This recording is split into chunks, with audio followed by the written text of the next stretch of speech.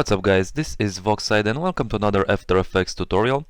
This tutorial will be slightly different from the rest of my tutorials, mainly because usually I focus only on the motion graphics exclusively, but this tutorial will be my first attempt at some visual effects and also using live footage, and we will be trying to create this portal to hell. And essentially we're gonna be creating this floor opening and adding some particles and also textures and go over quite a few techniques. Now granted, this isn't the most realistic result, so in order to get a much more realistic look you would probably need to implement some actual 3D geometry here and pre-compose from other 3D packages such as Cinema 4D.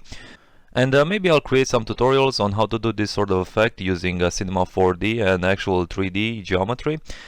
But as far as After Effects goes, this is as far as I was able to take it. And feel free to leave me in the comments any suggestions you might have. I'm more than welcome to any type of criticism. And let's get started. So in the first part of this tutorial we're gonna be covering only just strictly the animation without any of the particles, and in the second part, so as you can see, this will be the result we will be creating in this first part. Alright, so just the main effect, and then in the second part we will be adding some particles using trapped code particular, and just try to add a little bit more detail using these particles. So let's get started and let's take care of the first part. So let's create a new project. I'll go ahead and double click in this window over here and import my footage. And if you follow the download link in the description of the video, you can download the project files, which will include this footage.mp4, which is just a recording. This is a rather low quality recording because I recorded this with my phone in my living room, and it doesn't have proper lighting and studio setup or whatever. So if you're going for something professional you will need all that setup, but I'm not going to be going into that. We're just going to be covering strictly how to achieve the effect. So this will be my starting point, and I'm going to go ahead and for composition settings I'm going to change this one to main comp. Let's go ahead and create a new composition. And this composition, I will leave it as the same duration as my footage, which will be 10 seconds in this case. I will make this composition, let's say 1000 by 1000 pixels, and I will name this transition main. Alright, and inside here, press Ctrl Y to create a new solid, and I will go ahead and select my ellipse tool and double click, and this will create a circle mask. And now with this solid, let's go maybe towards second 4. Let's press S for scale and set a keyframe for 0% for scale. Let's go maybe to our 7-second mark and let's increase the scale here. And this will basically be my hole. Alright, and if I go back in my main comp, let's actually track our footage data. So with this layer selected, I will go to Effect and go to Perspective and select 3D Camera Tracker. Alright, and I will go ahead and cancel this because as you can see it starts analyzing right away. For my show track points I'm gonna use a 2D source, and for my shot type I'm gonna use a variable zoom. Alright, and now if I hit analyze, you can see now that it's going throughout all the frames and it shows the percentage over here. Alright, so you just let it do its thing and wait until it's completely done. Alright, and now that that's finished, you can see that our camera tracker added all of these markers on our scene. And I can go ahead now and click on Create Camera. And let's see if this works. I will just drop a text here, and if I make this 3D, you can see that it follows the camera. The only thing here is I will need to orient the layer properly. And you can see that this looks just right. And let's get rid of this text layer and go to our project window, and let's drop the transition main layer that we've just created. Right, so this guy over here, and if I make this a 3D layer, now our camera is affecting this layer and we just need to place it into position. So with my rotation tool selected, I can go ahead and just reorient this to fit our the alignment with the floor.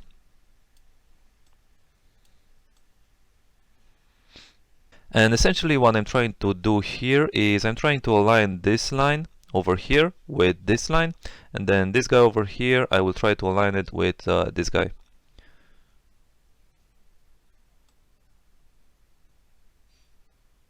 And I think this will actually be fine. Maybe reposition this a bit so it's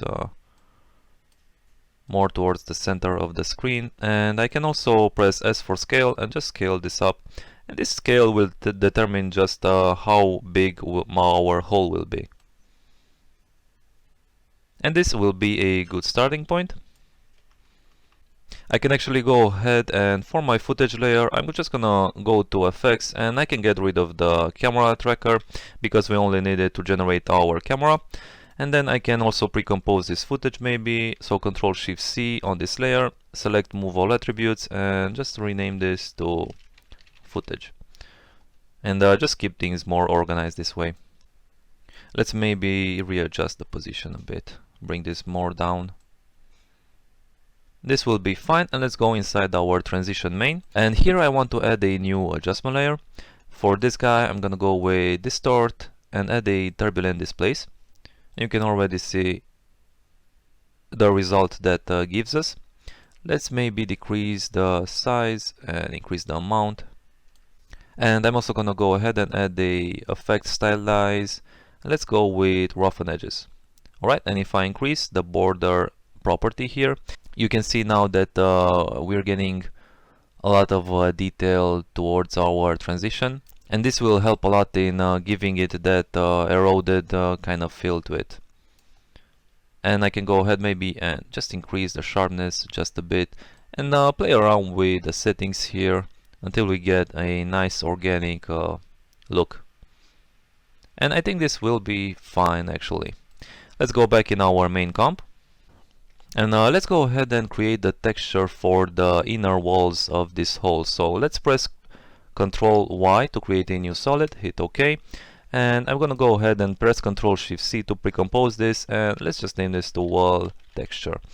Let's make this a 3D layer first, and let's step inside this wall texture. And for this guy I want to go ahead and add a noise and grain and a fractal noise. Let's go ahead and go to transform and disable uniform scaling, and let's increase the scale height and maybe decrease the width a bit, and just create this sort of like a concrete texture, and maybe decrease the contrast here. This will be fine actually. Let's duplicate this noise layer, and I will solo this guy for now. Let's set the fractal type for this guy to be dynamic twist. Let's maybe go to transform and increase the scale width, maybe the scale height. And this will sort of be our flames shadow on top of the concrete. And let's animate the offset turbulence value. So you can see as I drag this value up and down that we're creating this upwards or downwards movement.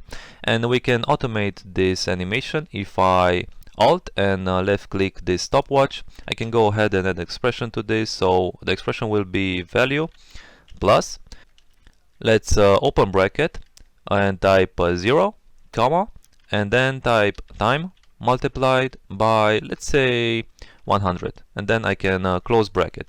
So this 100 value over here is practically what gives the animation the speed. So the more I will increase this 100, let's say if this will be 200, then the speed will be twice as fast. But let's see what a value of 100 does for us. Alright, so pretty good, but I actually want the animation to be going upwards, so I can just set this to be a negative value, so in this case negative 100, and then it will go the other way around, so upwards. And I also want to animate our evolution, so you can see what the evolution parameter does, and we can automate this animation as well by adding an expression which will be time multiplied by, let's try maybe 125. And now you can see that we have this nice animation for our fractal noise.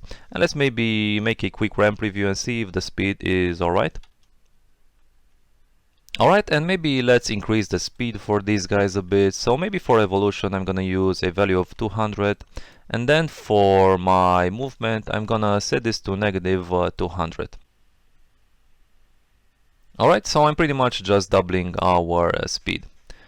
And maybe let's go and let's try to increase the width and height here, and also go in my subsettings and maybe increase the subscaling. And this will create more like a fire effect. Alright, and that's looking good. Let's unsolo this layer, and I'm gonna place this second fractal noise below our first fractal noise, so the concrete texture. Let's just name this to concrete, and I'm gonna name this guy to fire. Alright, and then the concrete layer, I will set its blending mode to be soft light. And you can see what this does. It just adds this nice concrete texture on top of our fire. And this will be good for our wall texture. So let's go back in our main comp, and I'm gonna go ahead and go in my transition main layer, and let's go to our transform, and I will just copy this transform property. So Control C, select my wall texture and just press Control V, and this will just paste all of the transform properties from our transition main layer to our wall texture layer. Now with our wall texture layer, I will just grab my rotation tool, which is W, and just try to align it properly in our scene here, and maybe let's drop the scale, so that's S for scale, and let's go forward where our hole is complete, and let's just try to reposition this properly in our scene.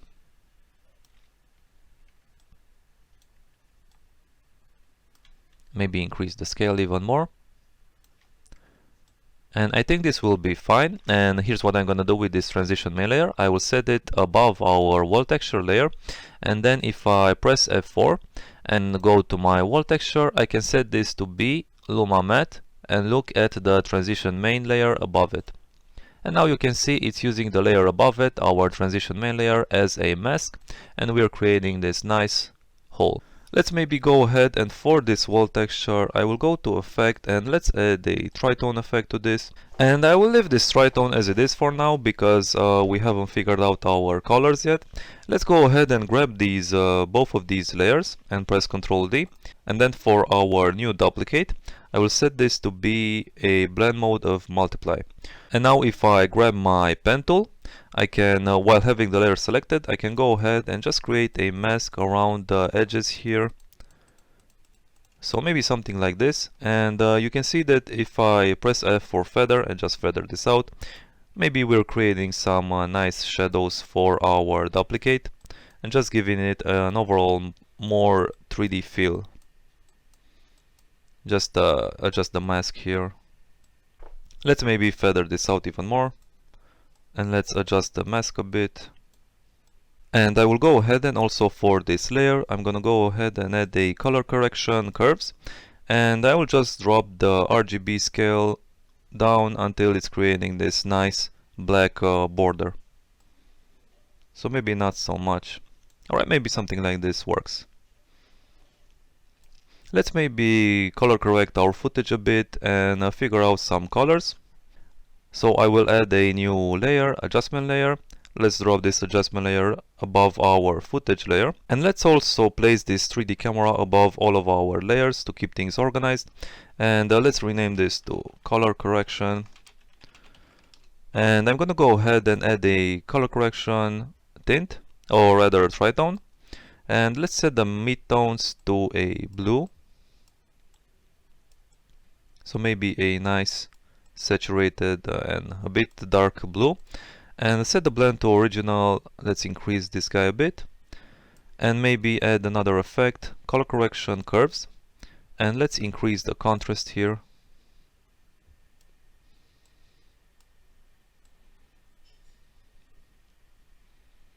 Decrease the overall brightness. So I can see that this composition starts at the 25-second mark, and let's go to composition settings, and let's set the start time code to 0000.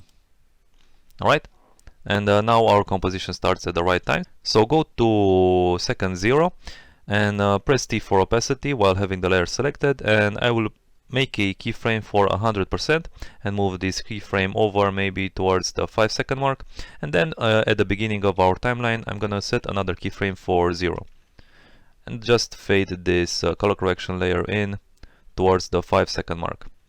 Alright, and I will duplicate this layer and maybe set this layer to multiply, so our duplicate, and let's go towards a frame where we have our hole, and let's maybe mask around the edges here and sort of create this nice shadow towards the edges. And this mask, I will press M and set the mask to subtract, press F for feather, and just feather this out. Right, so I want the attention to be on the hole in the center here. And maybe press T for opacity, and for this second layer I'm just gonna set this second keyframe maybe to 60%. So maybe not as dark, and let's increase the feather and let's see how that looks. Alright, and this is fine. And let's go to our first wall texture layer, and maybe let's add a little bit more orange for our midtones.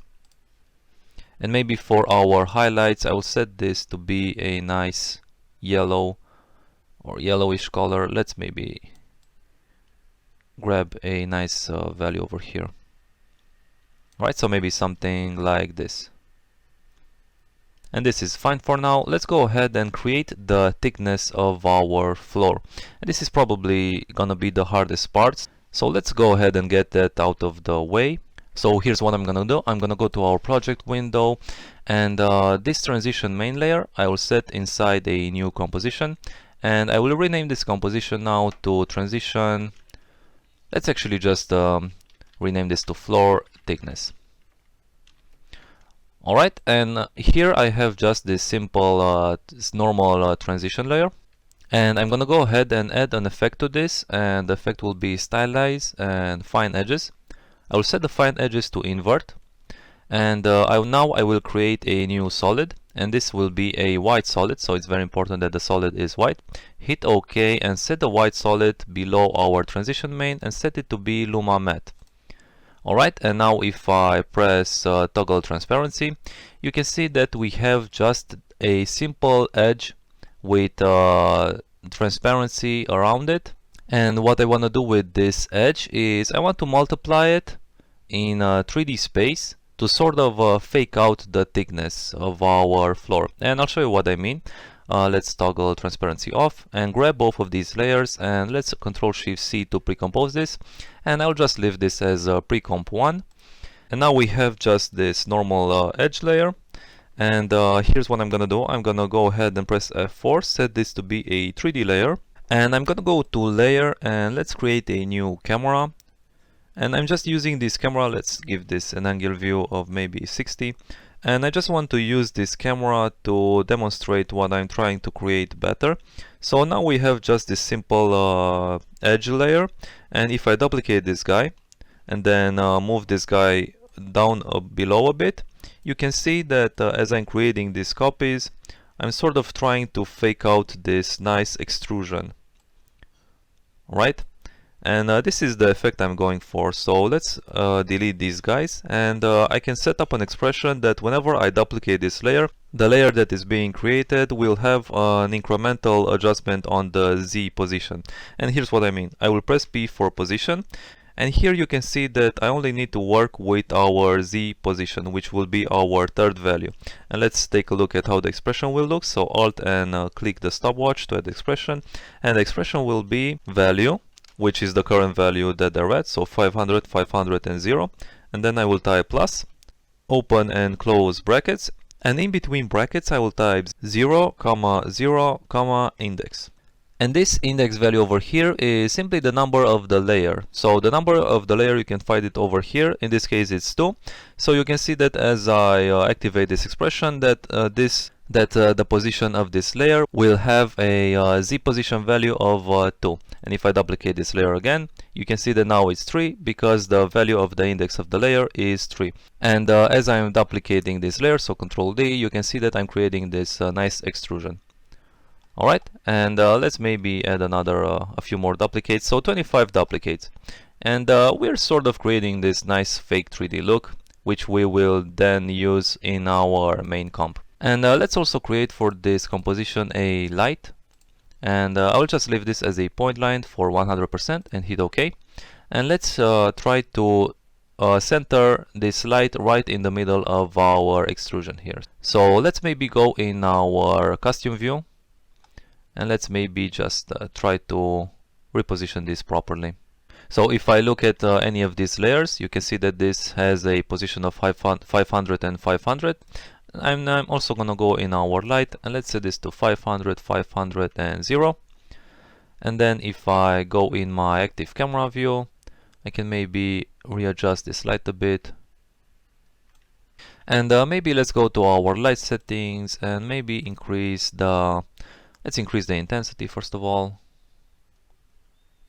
And I'm not worried about this part in the front here, because we're gonna be masking out this part. So I'm only worried about creating a nice gradient in the back here for this other side.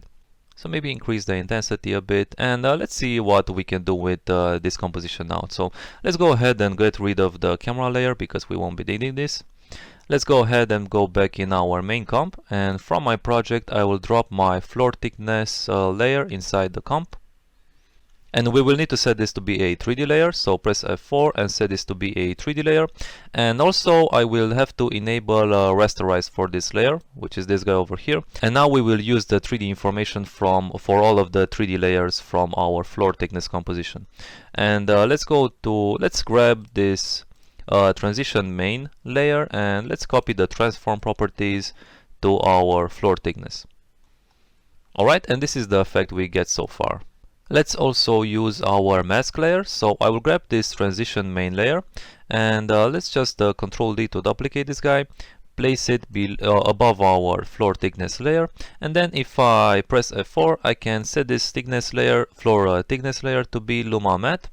And now you can see that we've successfully masked our extrusion out. Alright, so pretty interesting. And if I select this floor thickness layer and press S for scale, and if I disable uniform scale, I can grab the last value for the scale, so the Z value, and as I increase this, you can see that we can also adjust our floor extrusion this way.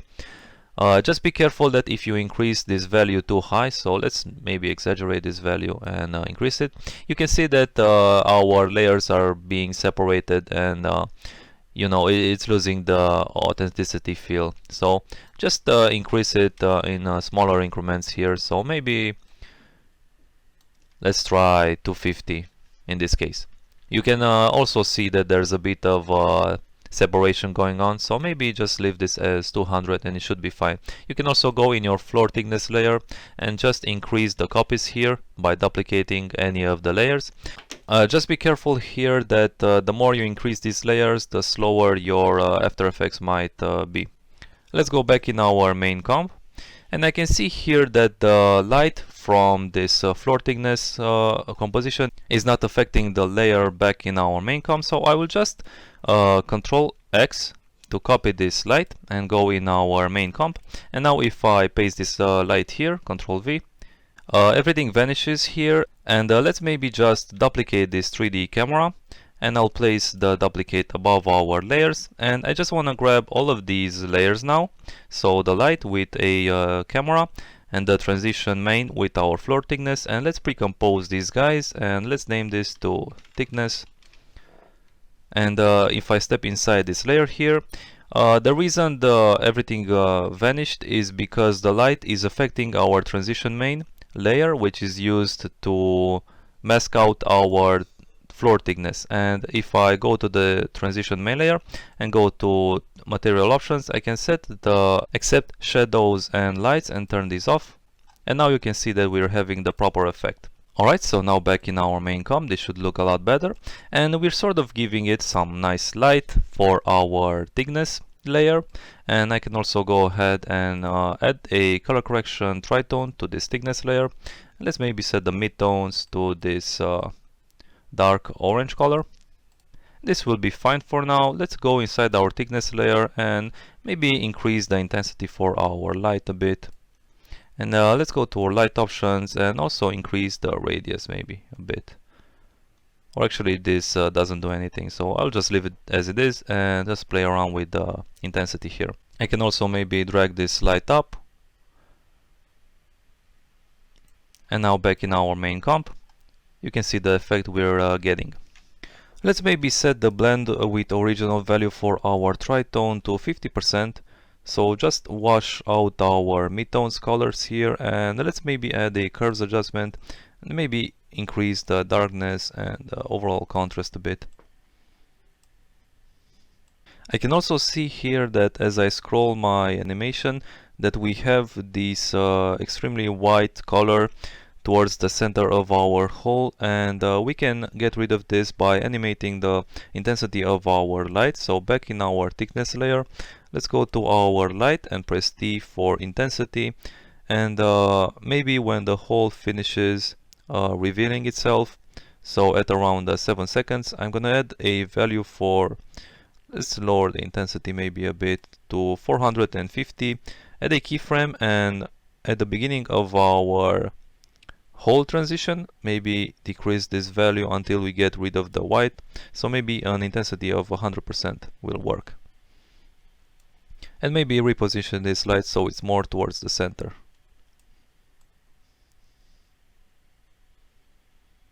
Alright, and let's go back and check this out.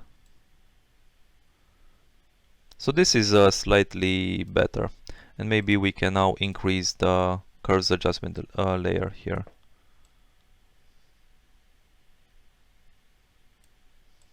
I also don't want these white edges we're getting here towards the bottom, and I can simply grab my pen tool and just mask these edges out. So just create a mask, and let's set the mask to invert or subtract. And let's maybe animate this mask. So create a keyframe for the mask path, and then move over towards where you want to set the second keyframe. Let's switch this to our normal selection tool and just sort of filter out these white edges.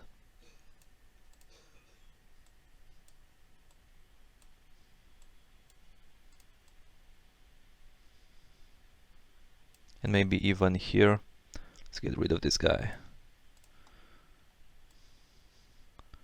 Alright, so much better.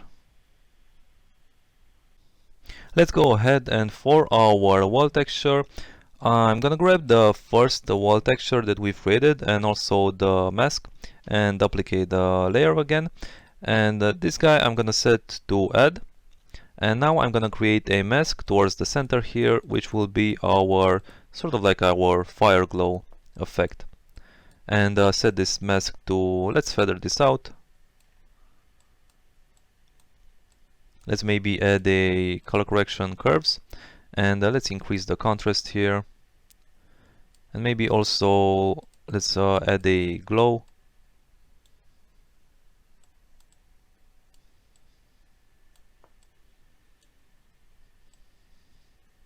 Alright, let's take a look.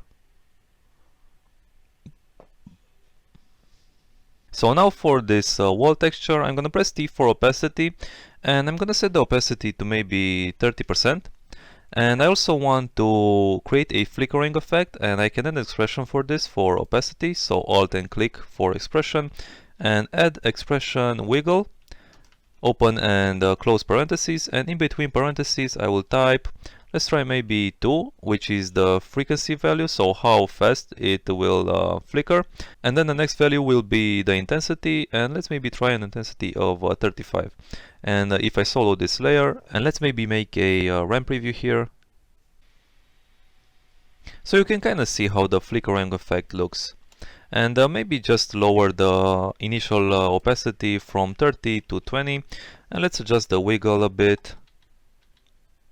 So let's go in our expression and maybe decrease the frequency, so 1.2 instead of 2, and maybe a intensity of 25. Alright, so slightly slower and more realistic. And let's unsolo this layer now.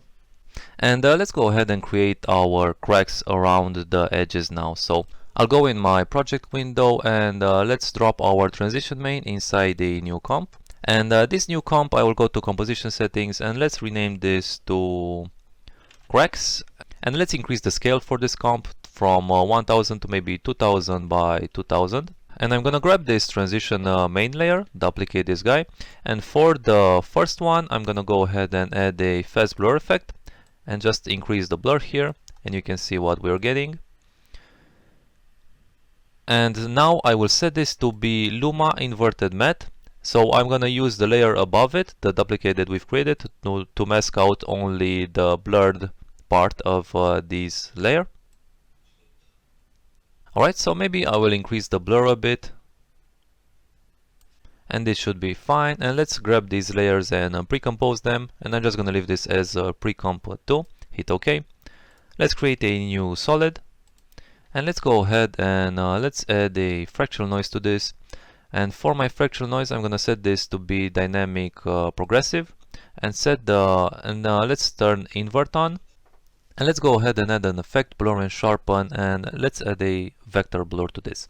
Let's increase the amount to maybe 6, or let's try maybe 10. Alright, so it's starting to look like cracks a bit. Let's maybe go to our transform for our fractal noise and just rescale this a bit. And now if I set this layer below our pre-comp, I can set this to be our Luma matte. And now you can see we're kind of creating this map for cracks. And this should be fine for now. Let's go inside our main comp and drop our cracks texture. So drop this guy and let's grab the transform value for any of our 3D layers and paste it for our cracks. Let's make sure this is a 3D layer first, so paste the transform information. And let's see what we can do with this guy. I'm gonna go ahead and actually solo this layer, and if I go to effects, channel, and add an invert to this, you can see that it's inverting our colors. And now if I unsolo this guy and set the layer to multiply, now you can see we're adding this cracks texture around our edges. And I can simply grab this layer and Ctrl D to duplicate. And now this is more prominent. And let's take a look and see what we've created. Alright, so we have these nice cracks now. And if I go inside my cracks layer, I can maybe go in our pre-comp 2. And if I want to have if I want the cracks to show up more, I can just increase the fast blur here and maybe even add a curves effect and increase the, and if I go to my alpha channel here and increase our adjustment, then if I go in my main comp, we should have a much more stronger effect. And maybe now I can get rid of this second duplicate of the cracks and just keep the first one. Let's actually maybe get rid of our curves adjustment and just duplicate this layer, and now we're having a nice detailed cracks effect. Alright, and the final part here will be to add some nice displacement to our edges. And I will be using CC glass and displacement map for this, so we will need to set up our displacement layers. And I'm gonna start off with using this guy that we've created for the edges.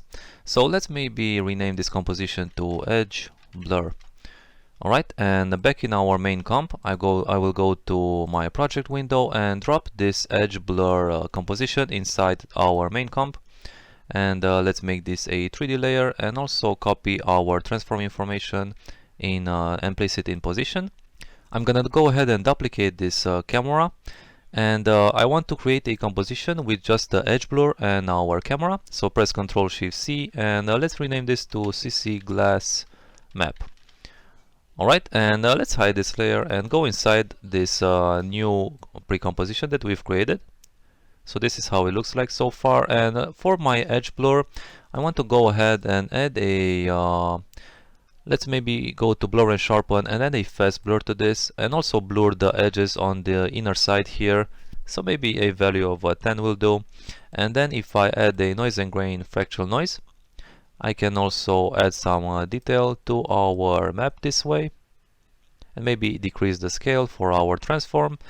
And you can see that this composition, or rather this layer, has transparency, and we want this to be a complete black and white map. So I will just go ahead and create a new solid, and let's switch the color to be a 100% black. And if I set this black below our edge blur, now you can see that that gets rid of the transparency, and we can go ahead and use this layer as a map for our CC glass effect. So back in our main comp, I'm gonna go ahead and create a new adjustment layer, and this adjustment layer will be above all of our layers. And if I go to stylize and add a CC glass effect, I can go to my surface tab here, and for my bump map I will use the CC glass map of composition that we've just created. And you can kind of see the effect that gives us. And as I decrease the softness here, so maybe let's try a value of 2, you can kind of see we are having this nice eroded effect, and just overall give it a slightly more 3D feel to it. And maybe decrease the height to 15 and displacement maybe to 75, and you can kind of see what that does. And if I go in my CC glass map, I can maybe go to my fractal noise settings here and maybe increase the contrast a bit, and this will give it a more accentuated feel here. And this is looking actually pretty fine. Let's preview some frames here. So you can see it adds this nice beveled and sort of more organic, natural erosion. And now let's create our displacement map layer. So I will grab this transition main layer. Let's duplicate this guy and place this above our layers, and also unhide this. And I want to increase the scale for this guy maybe a bit, so maybe from 130 to 150. And let's go ahead and add a blur as sharpen fast blur. Let's maybe blur this out. So something like this. Let's duplicate our camera and also pre-compose just these 2 layers. So Ctrl-Shift-C, and this will be my displacement map. Now I can go ahead and hide this layer and place it below our adjustment layer. And inside this displacement map, I will go ahead and create a new solid. And for the color of this solid, I want to use a 100% gray. So if I move this towards gray, you can see that a value of 50% for our black value here will give us a completely gray color. And the reason I'm making this solid a gray color is because a value of 100% gray inside the displacement map effect will mean that no distortions will take place, and 100% white will mean that 100% of the distortion will happen. Alright, and let's go back inside our main comp, and for our adjustment layer, if I go ahead and add a distort displacement map, for my displacement map layer I will use our displacement map. And now if I increase our vertical displacement, you can see that I'm also adding this nice height to our hole, which will just create more like a 3D effect, and also add to the erosion feel. Alright, and let's actually make a quick ramp preview and see what we get.